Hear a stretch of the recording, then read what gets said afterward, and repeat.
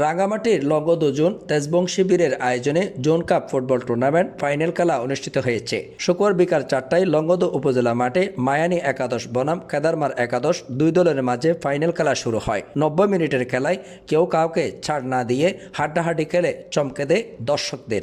পরবর্তীতে আরও 20 মিনিট অতিরিক্ত সময়ে দুই পক্ষের কোনো গোল না হওয়ায় প্লান্টিতে পৌঁছে।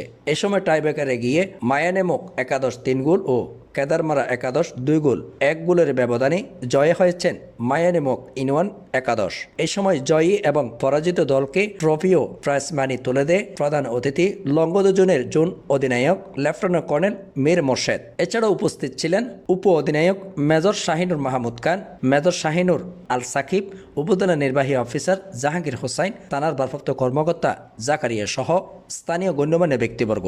জোন কাপ ফুটবল টুর্নামেন্ট খেলাটি গত 13 জুন উপজেলার 9টি টিমের অংশগ্রহণে শুরু হয়।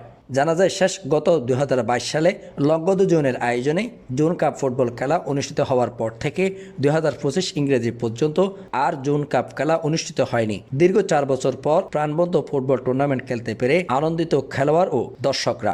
লগদ জোনের জোন অধিনায়ক lieutenant colonel Mir Morshed SPP PSC জানায়, অতীতের ন্যায় এই বছরও জোন কাপ ফুটবল টুর্নামেন্ট অনুষ্ঠিত হয়েছে যুব সমাজকে খেলাধুলায় উৎসাহিত দিতে এবং শান্তি সম্প্রীতি বজায় রাখতে। তার জন্য জোনের পক্ষ হতে এই আয়োজন। তিনি আরো বলেন, খেলায় জয় পরাজয় থাকবে, কিন্তু এখানে মানুষের মাঝে মিলন মেলা আর বন্ধুত্বের জয় হবে।